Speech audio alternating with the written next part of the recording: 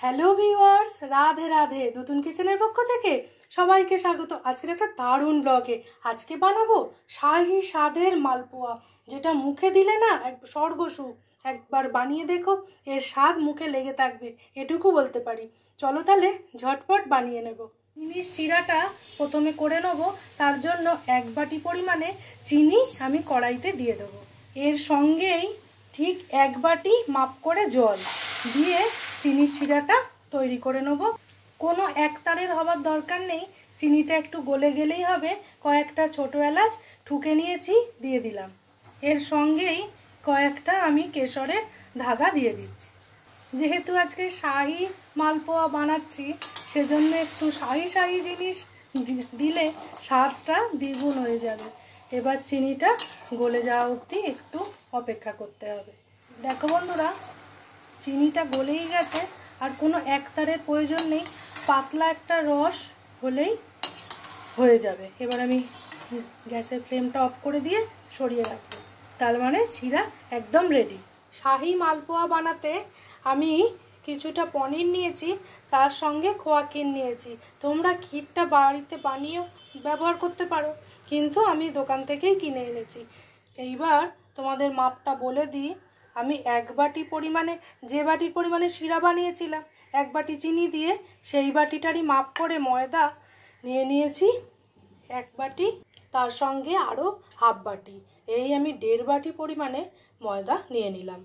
এইবার এই ময়দার ওপর আমি কিছুটা মৌরি ঠুকে নিয়েছিলাম, দিয়ে দেবো। মৌরিটা না দিলে মালপোয়াটা অসম্পূর্ণ।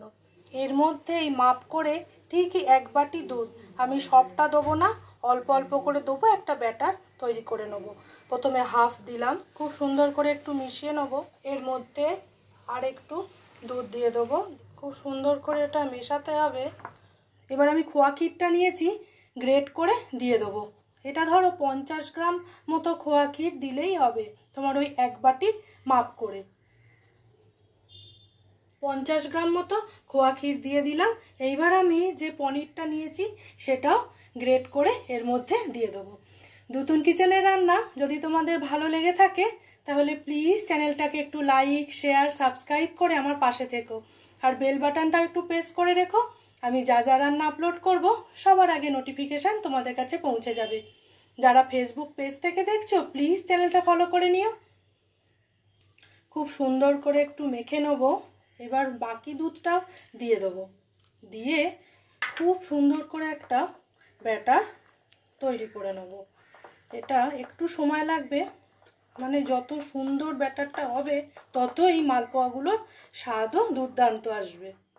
দেখো বন্ধুরা, এই রকম একটা ব্যাটার আমি তৈরি করে নিয়েছি, না ঘন না পাতলা, এই রকম মিনিট 5 একটুখানি রেস্টে রাখবো।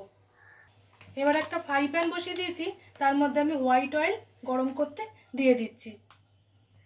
তার সঙ্গে একটু স্বাদটা ভালো আসার জন্য একটু ঘি দিয়েছি। ঘিটা মিক্স করো না, তাহলে স্বাদটা খুব ভালো আসবে।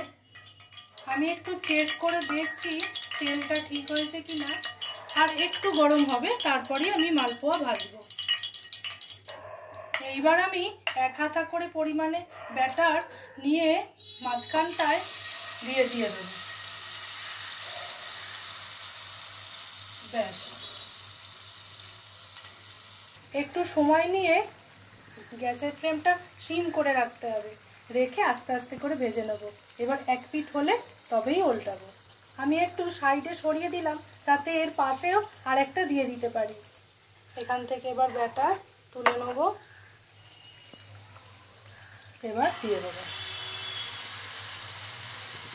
দিয়ে এটা এবার হতে সময় দেবো। খুব সাবধানে উল্টে দিয়েছি। দেখো, খুব বেশি লাল করবো না, তাহলে না স্বাদটা ভালো আসবে না। এরকম হালকা হালকা ভেজেই তুলে নেব। খুব সাবধানে আমি উল্টে দিয়েছি। এবার নিচের পিঠটা ভাজা হলেই তুলে নেব, একদম ডাইরেক্ট রসে। জানো বন্ধুরা, আমি মনে করলাম আগে সব কটা মালপোয়া এরকমভাবে আমি ভাজা করে নিই, তারপর একবারেই আমি ওই শিরাতে দেব। তোমাদের একটা কথা বলা হয়নি, আমার 1.5 বাটি মতো দুধ লেগেছে, তারপর আরেকটু আমি দুধ দিয়েছি, না হলে না খুব বেশি টাইট মনে হচ্ছিল।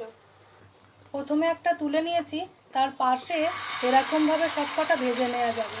ভেজে ভেজে একটা থালায় আমি তুলে নিচ্ছি। যা রস বানিয়েছিলাম সেটা আমি ঢেলে দিয়েছি। মোট আমার 12 পিস মতো এই মাপ ফলো করে মালপোয়া হয়েছে। তাহলে বন্ধুরা আজকের ভিডিওটা এখানেই শেষ করছি। তোমরা ভালো থেকো, সুস্থ থেকো, দুতুন কিচেনের পাশে থেকো। আজকের মতো টাটা।